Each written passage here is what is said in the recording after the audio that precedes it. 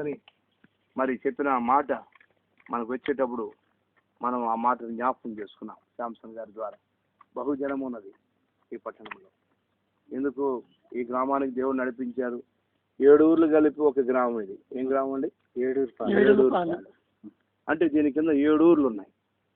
కాబట్టి 7 ఊర్లు కలిపి ఒక ఊరికి.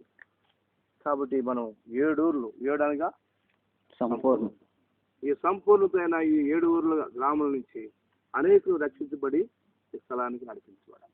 అది మన ఆశ, అది మన కోరిక. ప్రభు ఈ మాటలు దీవించాలి.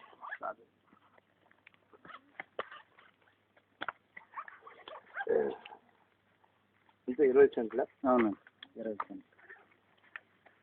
ప్రేమగల పరలోక తండ్రి, ప్రియమైన మా దేవ, నీ ప్రియకుమారుడు, మా ప్రభు, మా ప్రియరక్షకుడు, మా విమోచకుడైన యేసుక్రీస్తు వారి శ్రేష్టమైన దివ్యమైన నామములో నీ పరిశుద్ధ పాదములు స్తోత్రం చెల్లించుకుంటున్నాం.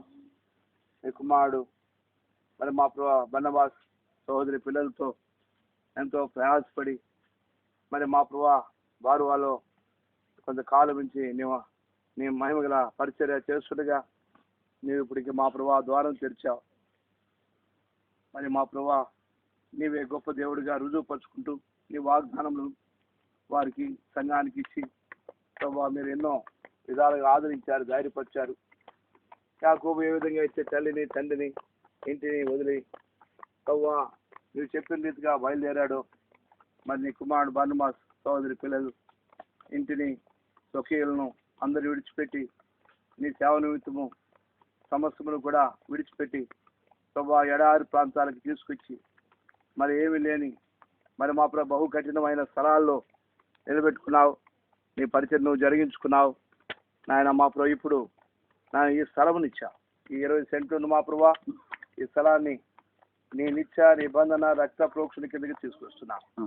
ఈ స్థలంలో ఈ ప్రతి భూభాగం నలుమూల ఈ భూభాంతర్యం కూడా మీ రక్తంతో ప్రోక్షించండి. నీ రక్తంలో శక్తి మరి మా ప్రభావం ఈ స్థలం మీద ఉంచుముతండి. నానా దృష్టి యొక్క కన్ను దృష్టి ఈ స్థలం నుంచి దూరపరచుము.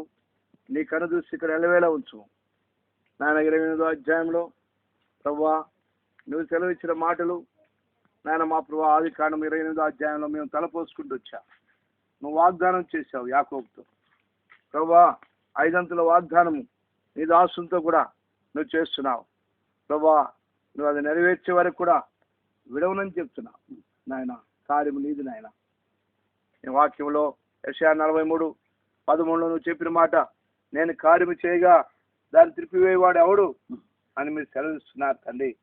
ప్రభువా నువ్వు కార్యం చేయండి. నేను దాసుని యొక్క పరిచయం దీవించండి. నాన్న ఈ దినాల్లో ఈ గొప్ప కార్యములు ఇక్కడ మేము చూడగలటకు సహాయం చేయండి. ప్రభువా అది వాక్యము ద్వారాను ప్రార్థన ద్వారాను పవిత్రపరచబడని 1 తిమోతి 4:5 మీరు చెప్పిన మాట మేము జ్ఞాపకం చేసుకుంటున్నాం.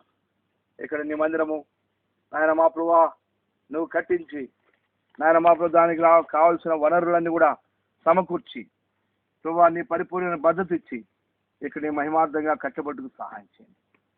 ప్రతి విధమైన శత్రువు యొక్క ఆలోచనని కూడా దూరపరచు నాయన. నీ యొక్క ఆలోచన, నీ యొక్క తలంపు, నీ ప్రణాళిక ఇక్కడ నెరవేర్చబడును గాక. ఈ స్థలం నీకే ప్రతిష్ఠ చేసుకుంటున్నాం. ఇది మాది కాదు తండ్రి, ఇది మీది. మేమెవరూ మాదని మేము చెప్పలేదు. ఇది మీది కాబట్టి ఈ స్థలాన్ని మీకే ప్రతిష్ఠ చేస్తున్నాం. కట్టబోయే మందిరం కూడా అది నీ కొరికే ప్రతిష్ఠ చేయబడి ప్రత్యేకించబడి ప్రభు బిడ్డలు వచ్చినప్పుడు ప్రతి కోరిక, వారి యొక్క ఆశ, వారి కష్టాలు, వారి బాధలు తీర్చబడినట్లుగా ఈ స్థలమును ప్రత్యేకించుకోండి. దయ చూపించండి.